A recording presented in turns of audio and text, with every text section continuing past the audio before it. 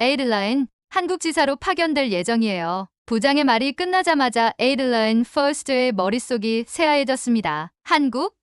내가? 런던의 마케팅 회사에서 7년째 일해온 그녀는 예상 가능한 하루하루를 보내는 것이 익숙했습니다. 아침에 블랙커피 한 잔을 마시며 출근하고 정해진 루틴대로 업무를 처리하고 저녁엔 조용한 바에서 동료들과 와인 한 잔을 기울이며 하루를 마무리하는 삶. 그런 그녀에게 한국 파견이라는 단어는 너무도 낯설었습니다. 집으로 돌아온 후 노트북을 켜고 한국에서의 직장 생활에 대해 검색하기 시작했습니다. 결과는 놀라웠습니다. 야근이 많다? 상사의 말이 곧법이다? 회식은 필수라고? 읽으면 읽을수록 마음속의 불안감은 커졌습니다. 자신이 과연 이곳에서 잘 적응할 수 있을지 확신이 서지 않았습니다. 하지만 회사를 위해 그리고 자신의 커리어를 위해선 가야만 했습니다. 런던에서 서울로 새로운 시작. 출국 당일 히스로 공항에서 비행기에 오르며 그녀는 창밖을 바라봤습니다. 익숙한 런던의 풍경이 점점 멀어지자 마치 자신이 안전한 곳에서 내던져지는 듯한 느낌이 들었습니다. 12시간 후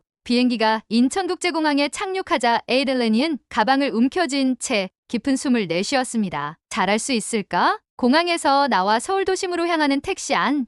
창밖으로 펼쳐진 고층 빌딩들과 네온사인이 그녀를 반겼습니다. 익숙하지 않은 한글 간판들, 빠르게 지나가는 지하철, 그리고 거리를 가득 메운 사람들. 그 순간 그녀는 깨달았습니다. 이제 정말 새로운 삶이 시작되었다는 것을. 이게 정말 옳은 선택일까? 호텔방에 도착한 에이들레니는 창문을 열고 서울의 야경을 바라보았습니다. 거리에는 사람들이 가득했고 어디선가 음악 소리와 자동차 경적이 뒤섞여 들려왔습니다. 런던과는 전혀 다른 에너지가 흐르는 도시. 시차 적응도 안 된 상태에서 정신없이 하루를 보낸 그녀는 침대에 몸을 뉘었지만 쉽게 잠들지 못했습니다. 머릿속은 온갖 걱정으로 가득 찼습니다. 출근 첫날 그녀를 기다리고 있는 것은 다음날 아침 정장 차림으로 호텔 로비를 나서며 에이들레니는 조심스럽게 회사 위치를 확인했습니다. 강남 서울의 비즈니스 중심지. 출근길 붐비는 지하철 안에서 신기한 광경이 펼쳐졌습니다. 사람들은 대부분 휴대폰을 보고 있었고 어떤 이들은 눈을 감고 조용히 음악을 듣고 있었습니다. 그녀가 예상했던 어수선한 출근길과는 달리 모두 질서정연하게 움직였습니다. 사무실에 도착하자 그녀를 반기는 것은 생소한 분위기였습니다. 어서 오세요, 에이들레니님. 반갑게 맞이하는 직원들의 미소. 그녀는 긴장한 채 자리로 안내받았고 그녀의 새 팀원들과의 첫 대면이 시작되었습니다. 그러나 적응의 과정이 순탄하지만은 않을 것이라는 사실을 그녀는 아직 깨닫지 못하고 있었습니다. 첫 출근날 에이들레니는 깊은 숨을 들이마신 후 사무실 문을 밀어 열었습니다. Good morning, everyone. 하지만 그녀의 인사는 공중에서 맴돌 뿐 사무실은 조용했습니다. 직원들은 눈을 마주치며 가볍게 고개를 끄덕일 뿐 다시 모니터에 집중했습니다.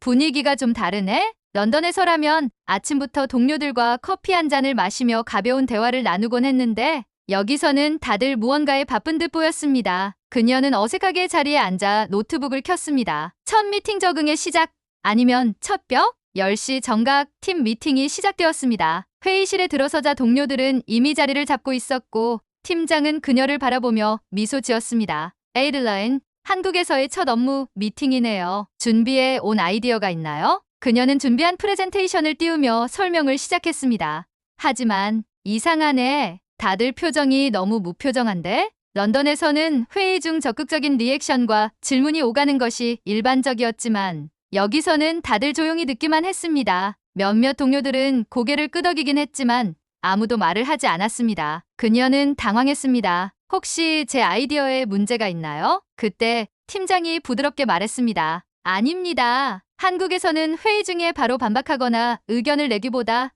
끝까지 듣고 난 후 조용히 피드백하는 문화가 있어요. 그녀는 순간 아차 싶었습니다. 아, 이런 차이가 있구나. 비로소 그녀는 깨달았습니다. 한국에서의 생활은 단순히 새로운 환경에 익숙해지는 것이 아니라 사고방식 자체를 바꿔야 하는 과정이 될 거라는 것을, 그리고 그 과정은 쉽지 않을 거라는 것도. 첫 회의 이후 에이들레니는 자신의 프레젠테이션에 대한 피드백을 기다렸습니다. 그런데 몇 시간 후 이메일로 팀원들이 각자 정리한 의견이 도착했습니다. 아이디어는 좋지만 한국 시장에서는 소비자 반응이 다를 수도 있습니다. 우리 브랜드의 이미지와 조금 더 맞추면 좋을 것 같습니다.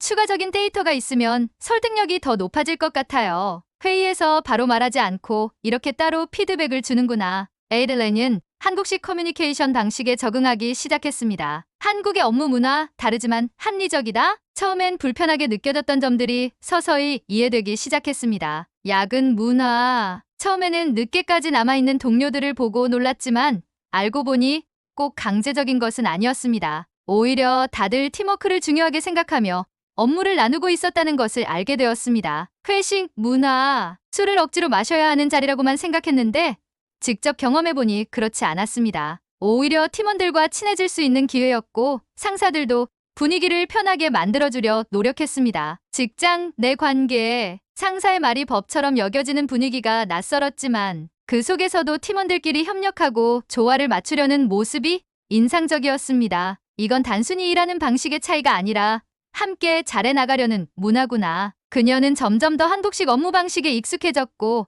동료들도 그녀를 더욱 편하게 대하기 시작했습니다. 하지만 완벽하게 적응했다고 생각한 순간 예상치 못한 큰 위기가 찾아왔습니다. 어느 날 팀장이 에이들렌에게 다가와 말을 걸었습니다. 에이들렌님, 오늘 저녁 회식이 있는데 시간 괜찮으세요? 에이들렌은 순간 당황했습니다. 회식?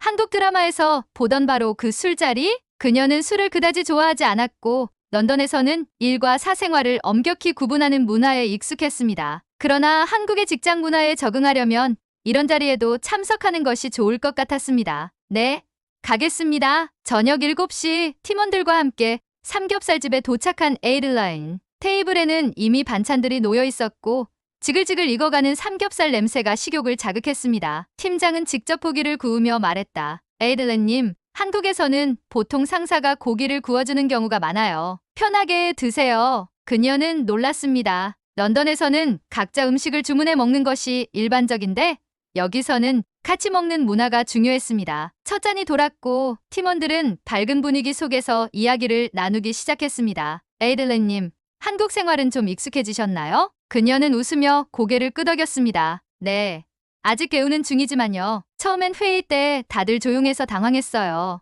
런던에서는 바로바로 의견을 내거든요. 그러자 한 동료가 웃으며 말했습니다. 맞아요. 한국에서는 의견을 내는 방식이 조금 다르죠. 하지만 익숙해지면 편할 거예요. 그날 에이들렌은 팀원들과 진심 어린 대화를 나누며 점점 마음을 열기 시작했습니다. 그녀는 깨달았습니다. 한국에서는 단순히 일하는 사람이 아니라 함께하는 동료가 되는 것이 중요하구나. 그렇게 한국 생활이 조금씩 그녀의 삶에 스며들고 있었습니다. 그러나 그녀가 정말 한국을 이해했다고 생각한 그 순간 예상치 못한 충격적인 사건이 그녀를 기다리고 있었습니다. 에이들렌이 한국에서의 삶에 익숙해졌다고 느낄 무렵 예상치 못한 사건이 그녀를 덮쳤습니다. 에이들렌님, 저랑 잠시 이야기할 수 있을까요? 어느 날 팀장이 심각한 표정으로 그녀를 불렀습니다. 최근 프로젝트에서 팀워크가 조금 부족하다는 의견이 나왔어요. 에이들렌은 순간 귀를 의심했습니다. 제가요? 그녀는 누구보다 열심히 일했고 맡은 업무를 철저하게 수행해 왔습니다. 팀원들과도 잘 지내고 있다고 생각했는데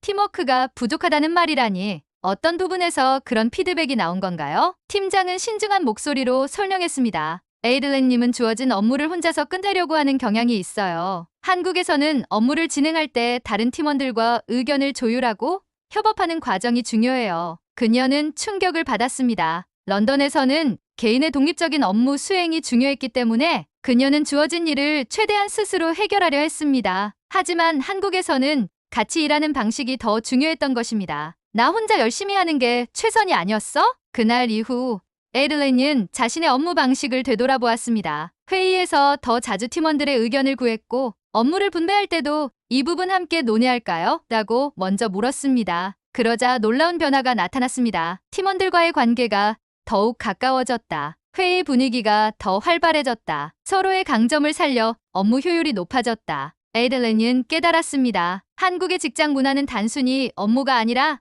함께 만들어가는 과정이구나. 그녀는 더 이상 한국의 업무 방식이 낯설지 않았습니다. 오히려 이제는 이곳에서 더 편안함을 느끼고 있었습니다. 하지만 예상치 못한 또 다른 변화가 그녀를 기다리고 있었습니다. 에이들라인 본사에서 귀국을 명령했습니다. 에이들라인 본사에서 귀국을 명령했습니다. 그 말을 듣는 순간 에이들라인의 가슴이 철렁 내려앉았습니다. 귀국? 아니, 아직 한국에서 해야 할 일이 많은데. 팀장은 아쉬운 표정으로 덧붙였습니다. 본사에서 다른 프로젝트에 당신이 필요하다고 합니다. 하지만 저희도 에이들린님이 떠나는 걸 원하지 않아요. 그녀는 복잡한 감정에 휩싸였습니다. 처음 한국에 왔을 때는 모든 것이 낯설고 어려웠습니다. 하지만 이제는 한국의 문화와 사람들, 그리고 이곳에서의 직장 생활까지 모두 익숙해졌습니다. 오히려 런던보다 더 편하다고 느껴지기 시작했을 정도로 정말 떠나야만 하는 걸까? 이별을 준비하며 진짜 마음을 깨닫다. 귀국 날짜가 정해지고 팀원들은 그녀를 위한 송별회를 준비했습니다. 에이들린님, 한국에 오셔서 정말 많은 변화가 있었죠? 한 동료가 웃으며 말하자 그녀는 고개를 끄덕였습니다. 정말 그래요. 처음엔 적응하기 어려웠는데 이제는 한국이 제 두 번째 고향처럼 느껴져요. 그녀는 생각했습니다. 처음에는 이곳이 단순한 파견지일 뿐이었지만 이제는 마음의 일부가 된 곳이 되어버렸다는 것을. 런던으로 돌아가야 한다는 현실이 점점 다가올수록 그녀의 마음속에는 또 다른 결심이 자리 잡기 시작했습니다. 나는 다시 한국으로 돌아올 거야. 나는 다시 한국으로 돌아올 거야. 그 결심을 한순간부터 에이들린의 머릿속은 바쁘게 돌아가기 시작했습니다. 어떻게 해야 다시 한국에서 일할 수 있을까? 본사의 결정은 강제적인 것이었고 그녀는 일단 런던으로 돌아가야 했습니다. 하지만 단순히 떠나는 것이 아니라 돌아오기 위한 준비를 하기로 했습니다. 한국에서의 커리어를 이어가기 위한 준비. 런던으로 돌아가기 전까지 그녀는 할 수 있는 모든 것을 계획했습니다. 한국 비즈니스 문화 공부, 업무 방식만이 아니라 한국의 경제, 마케팅 트렌드 등을 더 깊이 이해하려 노력했습니다. 네트워크 구축, 그동안 쌓아온 한국의 인맥을 유지하기 위해 동료들과 적극적으로 연락을 주고받았습니다. 한국어 공부, 이미 몇 개월 동안 생활하며 익숙해졌지만 보다 전문적인 비즈니스 한국어를 배우기 위해 학원 등록까지 고려했습니다. 출국 전 마지막 날, 팀장의 조언. 출국을 하루 앞둔 날, 팀장이 그녀를 조용히 불렀습니다. 에이들린님, 정말 한국을 좋아하시나 봐요? 그녀는 진지한 눈빛으로 답했습니다. 네, 정말요. 저는 꼭 다시 돌아올 거예요. 그러자 팀장은 미소를 지으며 한마디 덧붙였습니다. 그렇다면 돌아올 방법을 함께 찾아봅시다. 그 말은 에이들린에게 더할 나위 없이 든든한 희망이 되었습니다. 다시 돌아올 날을 기약하며 인천공항에서 출국 당일 에이들린은 인천공항에서 비행기를 기다리며 창밖을 바라보았습니다. 한국에 처음 도착했던 날의 불안감과 두려움이 떠올랐습니다. 그리고 지금 그녀의 마음속에는 단 하나의 확신만이 자리 잡고 있었습니다. 나는 다시 돌아올 거야. 그리고 이곳에서 더 큰 성장을 할 거야. 이제 그녀의 진짜 이야기는 다시 시작될 준비를 하고 있었습니다. 에이들린, 한국 지사로 복귀할 준비 되셨나요? 런던으로 돌아간 후 몇 개월, 그녀는 한국으로 돌아가기 위해 끊임없이 기회를 찾았습니다. 한국어 수업을 들으며 언어 실력을 향상시켰고 한국 시장과 관련된 프로젝트에 적극적으로 참여하며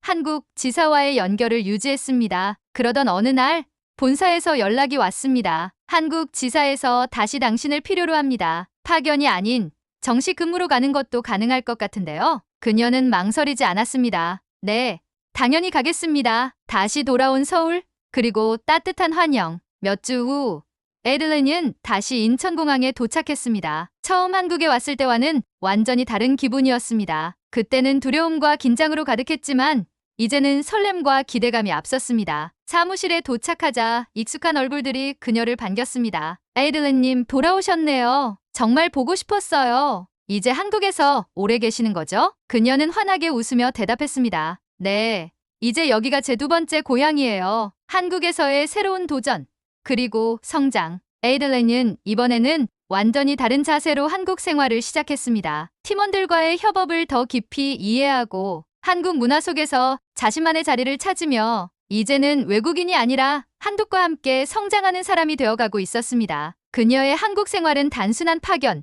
근무가 아니라 새로운 삶의 일부가 되었습니다. 어느 순간 나는 한국을 사랑하게 되었다. 이제 에이들린은 확신할 수 있었습니다. 처음에는 낯설고 두려웠던 이곳이 이제는 그녀가 가장 사랑하는 곳 중 하나가 되었다는 것을. 한국은 이제 내 인생에서 떼려야 뗄 수 없는 곳이 되었다. 그녀의 이야기는 여기서 끝이 아니라 새로운 시작을 알리고 있었습니다. 한국을 경험하고 사랑하게 된 에이들린의 이야기 어떠셨나요? 여러분도 한국에서의 특별한 경험이 있다면 댓글로 나눠주세요. 좋아요 앤드 구독은 큰 힘이 됩니다. 다음 이야기에서 만나요.